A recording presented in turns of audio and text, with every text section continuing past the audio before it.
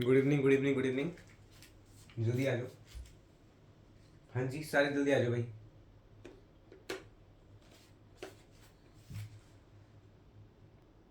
जल्दी से ज्वाइन करो, फिर हम आगे शुरू करते हैं आज का lecture.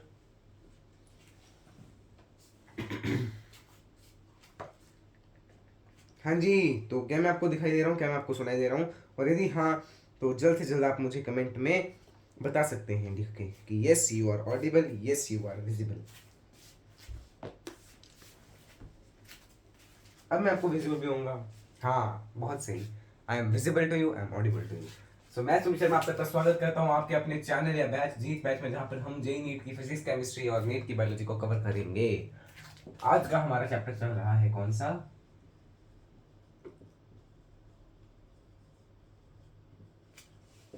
Electric charges and fields. Lecture number है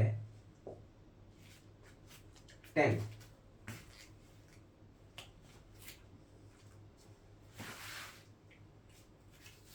पिछले लेक्चर में हमने क्या देखा था? वी सॉ अबाउट डिफरेंट, हमने देखा था angular arc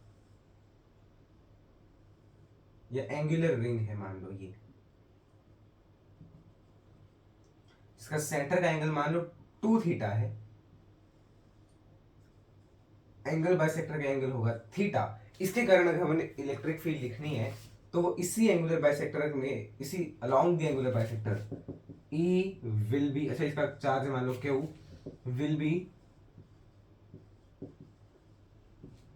along the angle bisector. और कितनी होगी ई की वैल्यू? अरे what will be the value of E? 2k lambda by R, radius मान लो आर, चार्ज की जगह मान लो आपको लैम्डा दे रखा है, 2k लैम्डा बाय आर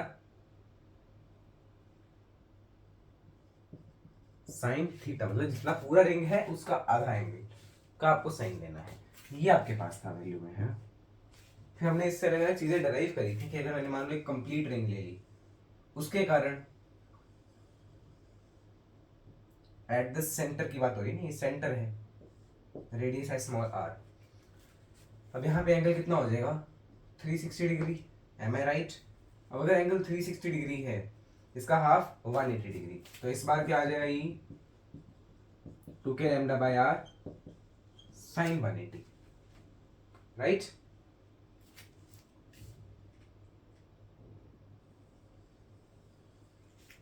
ये हो गया इसके लिए। पहले 1 मिनट रुको।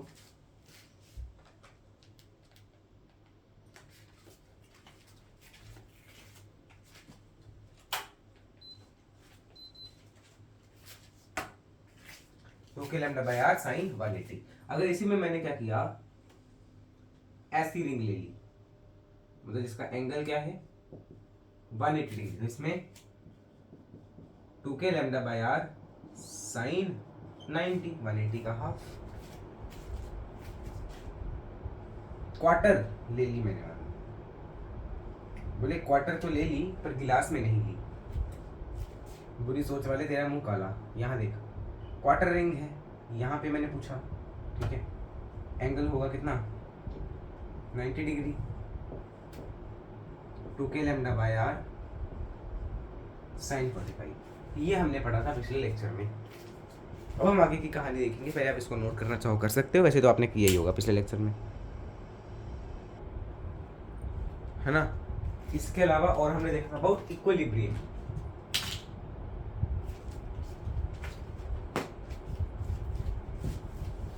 सही है, इक्विलिब्रियम मतलब कौन सा इक्विलिब्रियम स्टेबल है, कौन सा इक्विलिब्रियम अनस्टेबल है और कौन सा न्यूट्रल है। तो हमने देखा था पॉजिटिव चार्ज है, अगर मान लो कि दो चार्जेस के बीच में कोई पॉजिटिव चार्ज है तो उसके लिए अनस्टेबल कहाँ पे है? परपेंडिकुलर टू एक्सिस, और स्टेबल पैरेलल टू एक्सिस। यानी अगर नेगेटिव चार्ज की बात कर रहा हूँ तो उसके लिए अनस्टेबल है परपेंडिकुलर एंड स्टेबल है पैरेलल, ठीक है? कौन सा अरेंजमेंट है? जैसे ये है, ये दो चार्जेस है, मान लिया क्यू क्यू, इनके बीच में अगर पॉजिटिव चार्ज है तो ये, इनके बीच में अगर नेगेटिव चार्ज है तो ये सही बात है, तो ये आप नोट कर ले अगर आपको करना है तो। ये किस चीज के बारे में है? इक्विलिब्रियम के बारे में कि इक्विलिब्रियम कैसा है, अनस्टेबल है कि स्टेबल है। अनस्टेबल मतलब वहां पे वापस नहीं, वहां से वापस नहीं आएगा। स्टेबल मतलब वापस आ जाएगा। ठीक है, इसको नोट कर लो अगर करना चाहते हो, फिर हम आज का कार्यक्रम स्टार्ट करेंगे, है ना। नोट तो क्या ही करना है, यही होगा आपने, है ना? मैंने फोटो भी इसलिए अब नोट में भी आ जाएगा। ठीक है, अब आज के कार्यक्रम से हम शुरुआत करते हैं। Electric field due to a wire.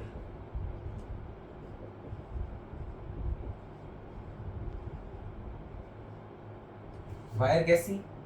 Infinite.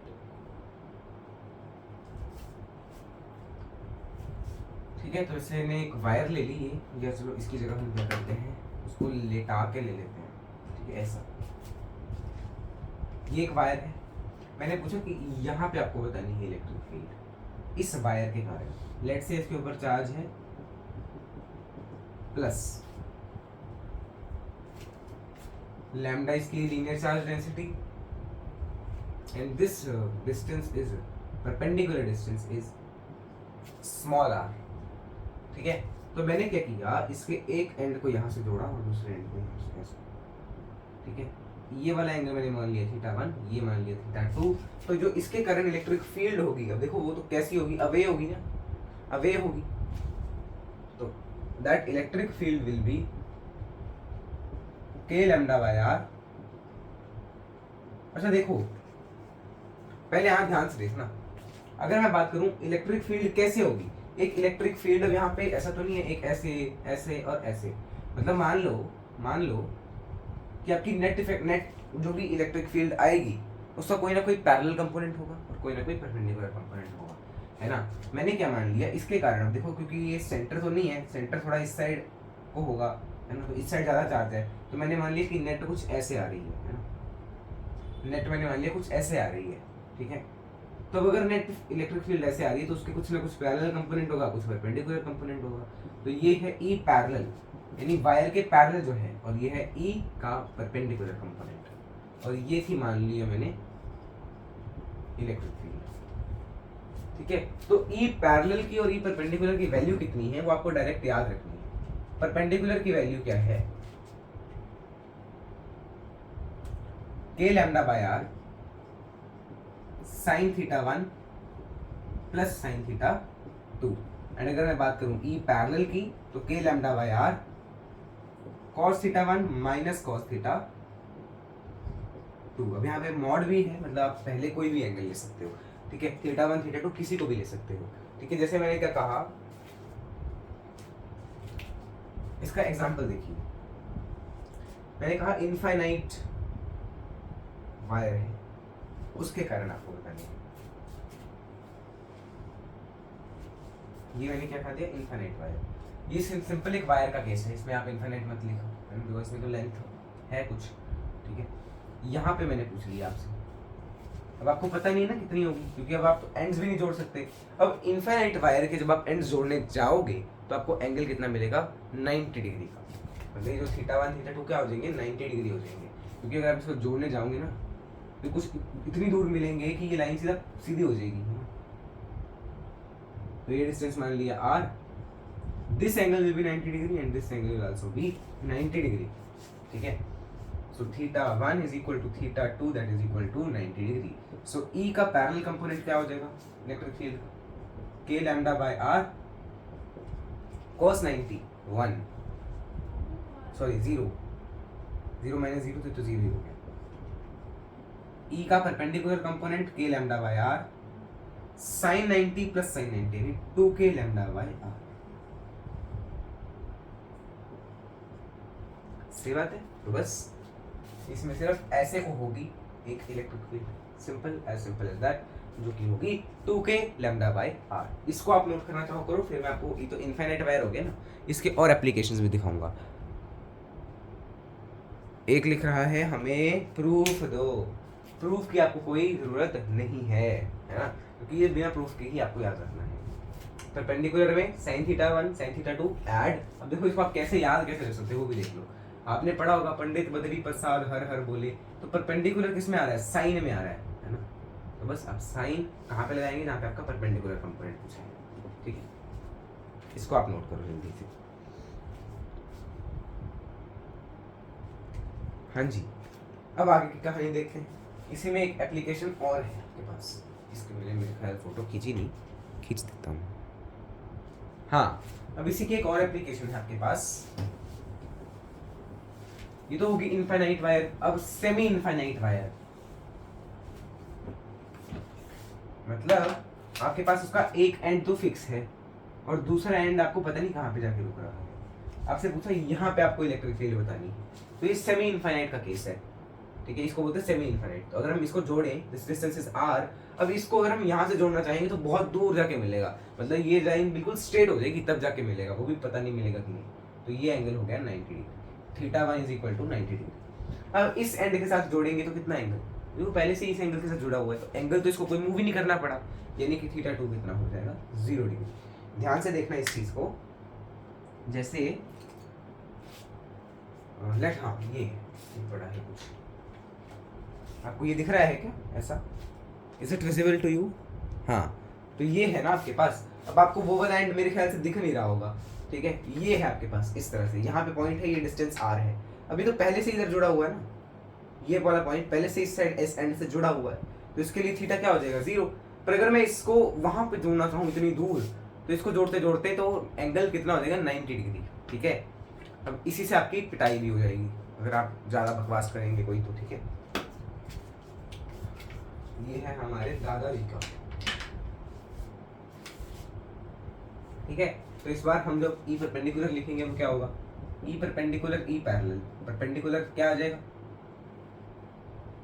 k lambda by r sine theta 1 plus theta 2, sine 90 plus sine 0, यानी कि 1 नहीं होगा, तो बस फिर यही आ जाएगा। पर पैरेलल में k lambda by r cos 0 minus cos 90, cos 0 minus cos 90। अब बोला आप थीटा 2 को पहले क्यों लिख रहे हैं, आप कोई भी लिख सकते हो, बस उसका नेगेटिव साइन अगर आए आंसर में तो वो हटा देना, ठीक है। तो cos 0 minus cos 90, cos 0 is 1, cos 90 is 0, तो 1 आएगा, यही आ जाएगा फिर इसका भी, है ना। तो k lambda by r, k lambda by r, this is the answer for semi infinite wire.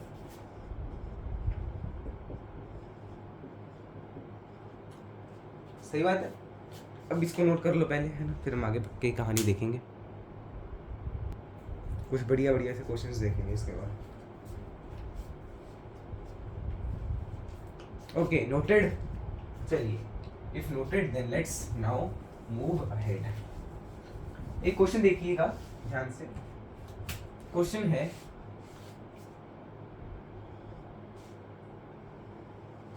ऐसा है केस, यहां पे आपको बताना है, ये एंगल है आपके पास 90 डिग्री, ठीक है। ये डिस्टेंस है r, ये डिस्टेंस भी है r, तो ये एक आर्क हो गई सर्कल की, ठीक है। और ये एक आपकी इनफाइनाइट वायर है, लेट्स से, और इस वायर के ऊपर चार्ज है प्लस प्लस प्लस प्लस, इस तरह से, ठीक है। ये है point O, find electric field at O point, निकालिए इसको जल्दी। अब ध्यान से देखना, ये दो केसेस को मर्ज किया गया है इस क्वेश्चन में। सबसे पहले अगर मैं बात करूं तो इतने से आर्क की, ठीक है, तो इस आर्क के कारण क्या हो जाएगा, और इसको ऐसे ऐसे कर देता हूं, ए मान लिया मैंने इसको, for A E will be equal to, ऐसी होगी ना ई की डायरेक्शन ए के लिए, तो 2k lambda by r sign 90 का हाफ 45। आज रिवाइज भी करवाया था ये शुरू में आते ही, for an arc, angular arc, उसके लिए क्या लिखते हैं, तो 2k lambda by r sine 45 is equal to 1/√2। तो ये क्या आ गया, √2k lambda by r, √2k lambda by r। For b, b क्या है, अब देखो ध्यान से, ये वाला पार्ट, ये यहाँ से लेके यहाँ तक, यहाँ से लेके यहाँ तक, ये वायर है b। अब देखो इसका एक एंड आपको पता नहीं कहाँ तक है, दूसरा एंड आपको दिख रहा है, तो ये सेमी इनफाइनाइट नहीं हो गया, जहाँ पे दूसरा एंड है वहीं पे आपको चाहिए, है ना, तो इट इज सेमी इनफाइनाइट। यानी कि इसका परपेंडिकुलर क्या होगा, ई परपेंडिकुलर, एंगल देखो 90 डिग्री है ना इसका, ये तो ई परपेंडिकुलर जो होगा वो कैसा होगा, इस लाइन के बिल्कुल परपेंडिकुलर, ये होगा इसका ई परपेंडिकुलर की डायरेक्शन, और ये डायरेक्शन होगी इसकी ई पैरेलल की, ठीक है। हाँ, तो अब इसकी डायरेक्शंस देखो क्या होंगी,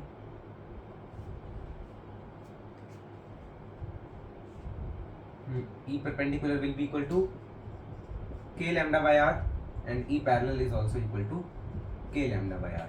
अब इनका नेट आप निकाल सकते हैं खुद ही, है ना, बिकॉज ये एंगल 90 डिग्री है, ये एंगल भी 90, अगर ये और ये बराबर है तो इनका √2 टाइम्स आ जाएगा, तो √2 k lambda by r आ जाएगा इधर, तो ये होगा 2√2 k lambda by r is equal to E net. सही बात है, yes, so it is 2√2 k lambda by r। Note कर लो इसको, फिर हम आगे बढ़ेंगे।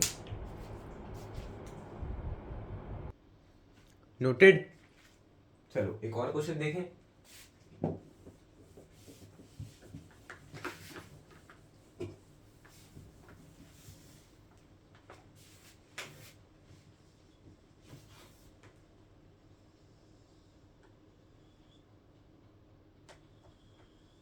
ये है आपके पास, है ना, ये है आपका point, this distance is small r, r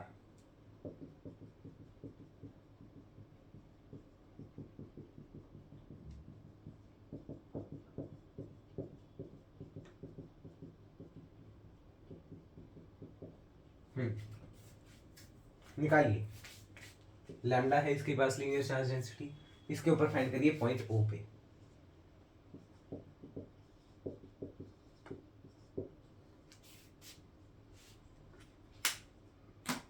अब इसको कैसे करेंगे,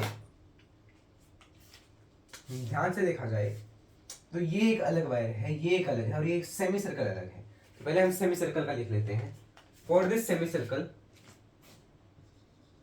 वाह,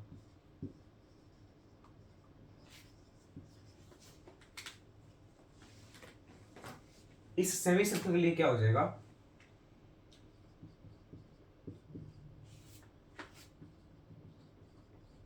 to K lambda by R sine 90, because पूरा एंगल 180, तो हम एंगल का हाफ लेते हैं, वो हमने यहाँ पे लिख दिया, ठीक है। साइन 90 की वैल्यू 1 होती है, और ये इसकी डायरेक्शन क्या होगी, इस साइड। मैं O पॉइंट यहाँ पे बना रहा हूं, ठीक है,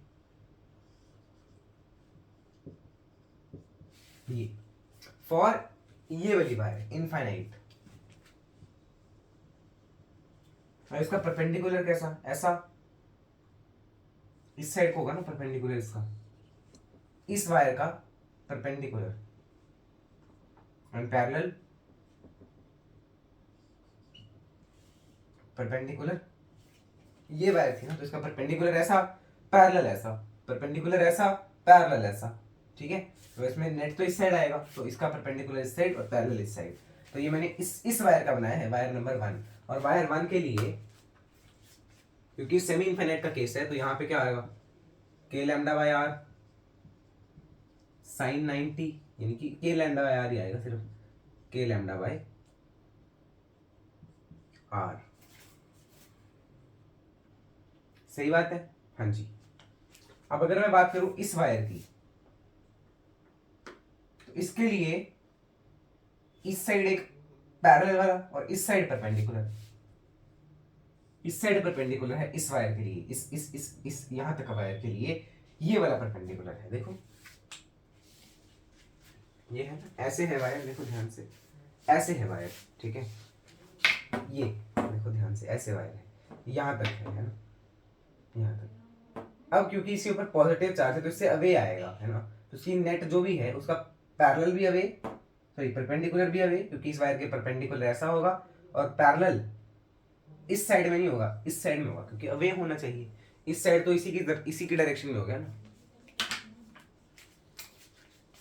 तो इस साइड होना चाहिए k लैम्डा बाय r और एक इस side k lambda by r। अब देखो ये और ये तो सेम है, कैंसिल हो गया, ये दो आपस में सेम ऐड हो जाएंगे, 2k लैम्डा बाय r और ये भी 2k लैम्डा बाय r, ये भी आपस में कैंसिल हो जाएंगे। तो आंसर क्या आ जाएगा, 0 will be the correct answer. 0 will be the correct answer. इसको नोट करो, फिर हम आगे बढ़े।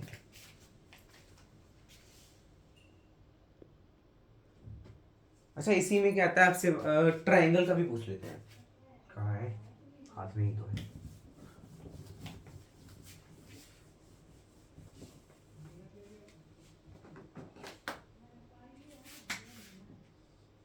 ये है आपके, मान लिया ट्रायंगल दिया हुआ आपको, इसकी साइड लेंथ है l एंड इसके ऊपर चार्ज इस तरह से है हर साइड पे।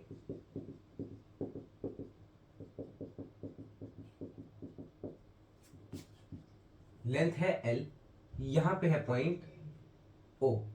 आपको पूछा है find electric field at point o and o is the centroid.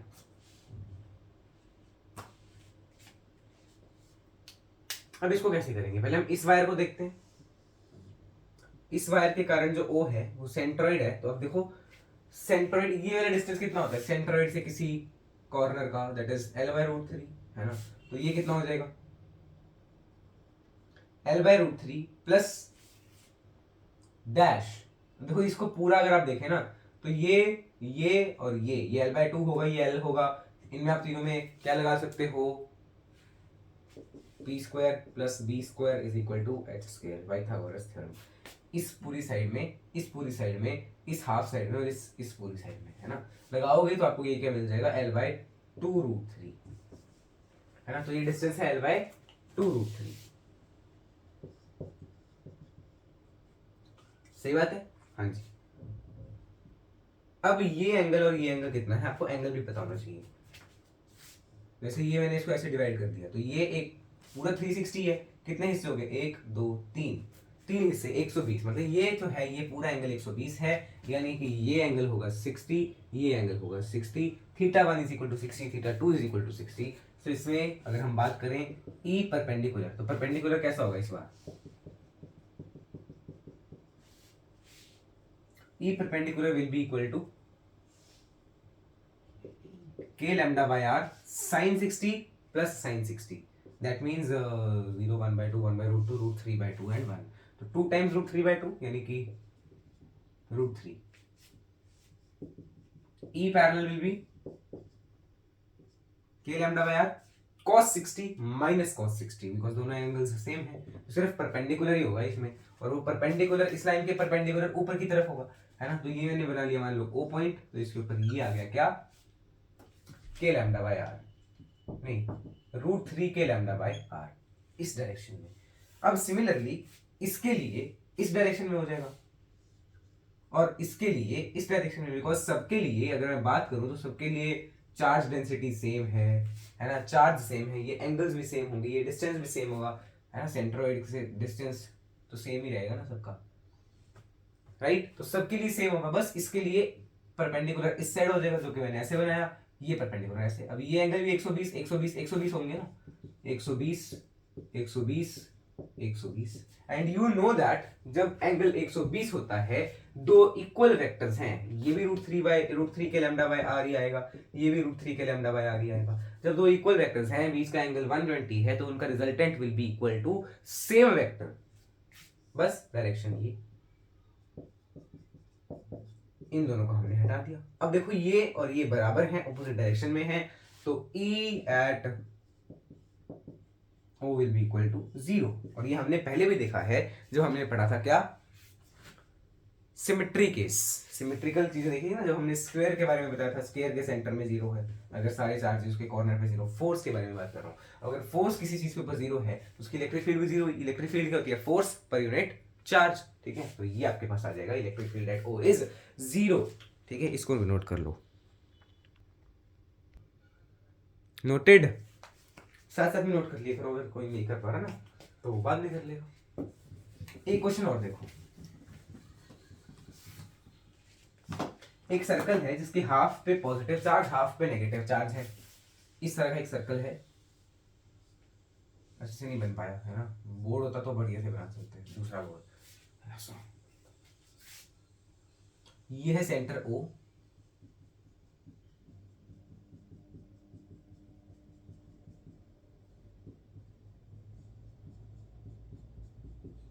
ये है माइनस, ये है प्लस।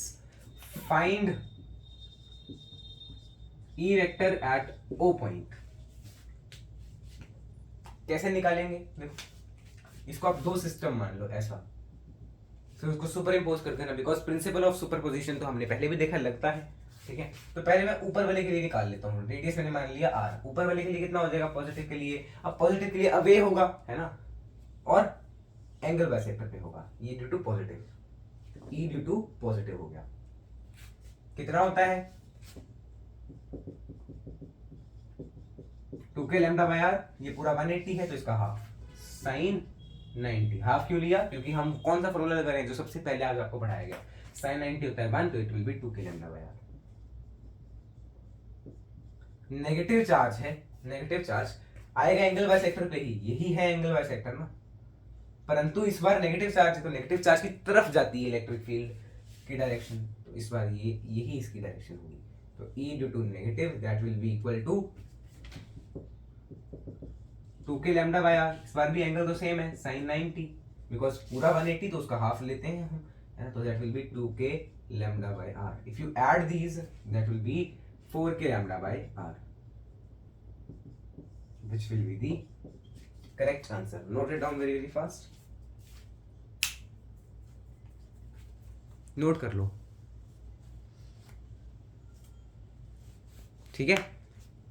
अगर आप इसको चार्ज की फॉर्म में लिखना आप वो भी कर सकते हो, बट फिर वो आपको पता ही ना कैसे करोगे, लैम्डा की जगह क्या पुट कर लोगे, चार्ज अपॉन लेंथ, बिकॉज इसमें लेंथ क्या हो जाएगी, पॉजिटिव चार्ज की लेंथ है पाई आर, नेगेटिव की pi R, total length 2 pi R, because ये तो हमने नेट निकाल ली ना, बस नोट करो इसको।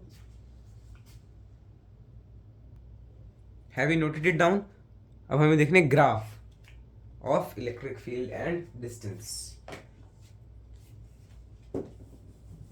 बिटवीन एनी टू चार्जेस, और ये जेई में भी बहुत बार आया, नीट में भी कई बार आया है, और ये बहुत इंपॉर्टेंट टॉपिक है। जैसे मैंने क्या कहा, एक प्लस के वो पड़ा है यहाँ, दूसरा प्लस के वो पड़ा है यहाँ, है ना। आपको बताना है E वर्सेस R ग्राफ, यह E और यहाँ पे R। अब देखो दोनों पॉजिटिव चार्जेस हैं, दोनों आर पॉजिटिव चार्जेस, तो क्या इनका कोई नल पॉइंट होगा? पहले आप मुझे ये कमेंट में बताइएगा, नल पॉइंट होगा क्या कहीं? और दोनों का मैग्नीट्यूड भी सेम है, तो क्या इनका नल पॉइंट कहाँ पे होगा? Yes, null point at centre. तो यहाँ पे तो इलेक्ट्रिक फील्ड जीरो हो गई, है ना। बस अब आपको देखना है ध्यान से कार्यक्रम आगे। पॉजिटिव चार्ज है, इलेक्ट्रिक फील्ड कैसी होगी? अवे, इसके कारण इलेक्ट्रिक फील्ड ऐसी, उसके कारण भी इसी डायरेक्शन में, है ना, ऐसा अवे होगी और कम होती जाएगी, है ना, बिकॉज यहां से डिस्टेंस कम है तो इलेक्ट्रिक फील्ड ज्यादा होगी, फिर डिस्टेंस इलेक्ट्रिक फील्ड डिस्टेंस कम बढ़ रहा है तो इलेक्ट्रिक फील्ड कम होती जाएगी। ठीक है, सिमिलरली इधर भी अगर मैं बात करूं, if I talk about this side also, तो यहाँ पे भी देखो सेम ही आएगा ना, कम होती जाएगी वैल्यू इस तरह से।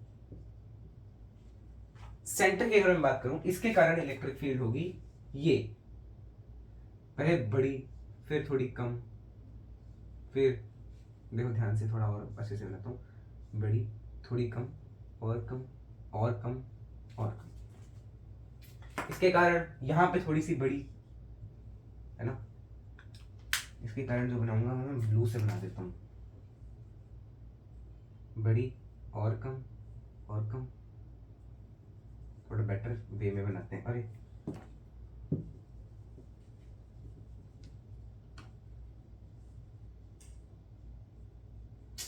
फिर थोड़ा कम रह गया,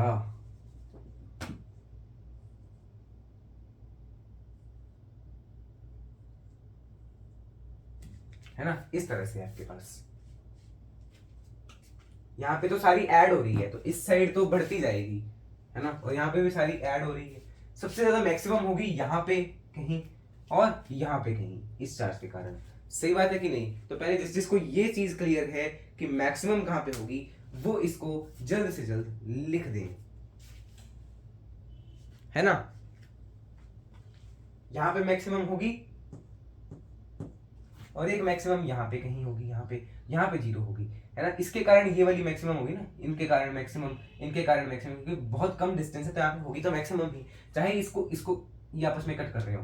अब देखो यहाँ पे एक पॉइंट होगा जहाँ पे ये दोनों बराबर होंगी, वहां पे आपका नल पॉइंट होगा, ठीक है? यहाँ पे एक मैक्सिमम है, एक मैक्सिमम यहाँ पे आया। अब ये वाला मैक्सिमम देखो कहाँ पे, इस साइड को लेके जा रहा है ना, इस साइड को हमने क्या मान लिया, नेगेटिव। नेगेटिव मतलब इन्फिनिट, मतलब माइनस वाली डायरेक्शन में है मैक्सिमम, ठीक है?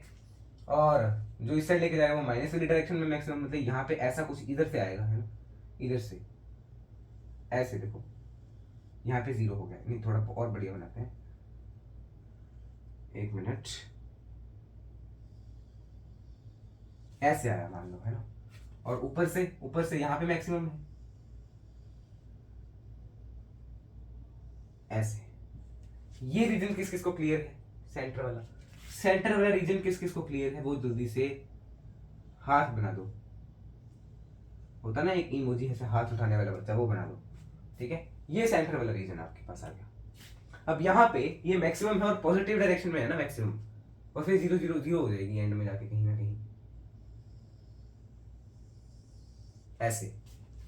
और यहाँ पे यही है बट इसकी डायरेक्शन इस साइड है ना? ऐसे बनाऊं क्या?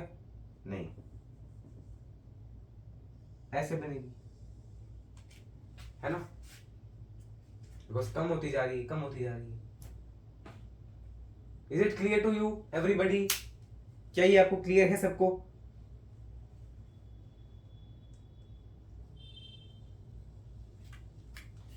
हाँ जी, फिर एक मिनट, रीजन वाइज चलते हैं, रीजन वाइज। हाँ, फर्स्ट रीजन ये वाला देखो, ये रीजन सबको क्लियर है क्या? यहाँ पे मैक्सिमम हुई और यहाँ पे पॉजिटिव वाली मैक्सिमम है, तो हम यहाँ से शुरू करेंगे ग्राफ, और ऐसे कम होती जा रही है डिस्टेंस के साथ साथ, डिस्टेंस जैसे जैसे बढ़ रहा है वैसे ही कम हो रहा है ना? और यहाँ पे, और मतलब यहाँ पे मैक्सिमम आ जाएगा एक बार, तो वो इस तरह से। अब एक इस साइड मैक्सिमम है, इस साइड मैक्सिमम, ये देखो बहुत कम डिस्टेंस है तो मैक्सिमम, फिर डिस्टेंस कम हो रहा है तो ये ऐसे कम होता जाएगा, ठीक है? अब यहाँ पे भी एक बार मैक्सिमम आएगा, और वो मैक्सिमम कहाँ पे आएगा? देखो इधर होगा वो मैक्सिमम, क्योंकि नेगेटिव में मैक्सिमम है, ऐसा नेगेटिव डायरेक्शन में। तो इसका कैसा ग्राफ आएगा? देखो डिस्टेंस अगर बढ़ा रहे हैं तो वैल्यू कम होती जाएगी, तो कैसा आएगा? एक मिनट,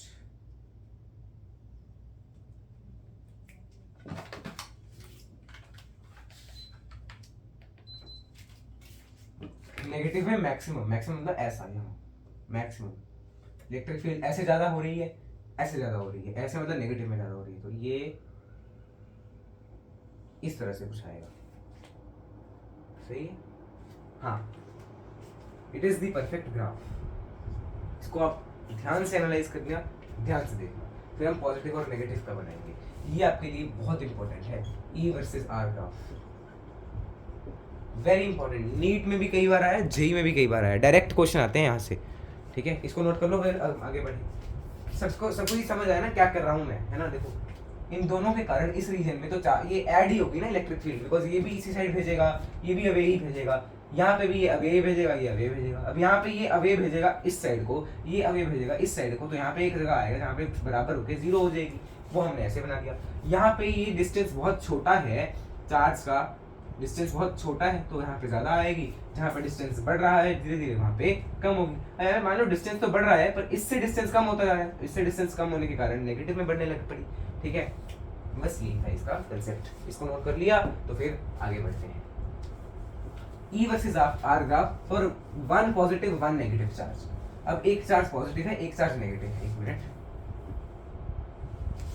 हाँ, now one charge is positive and one charge is negative.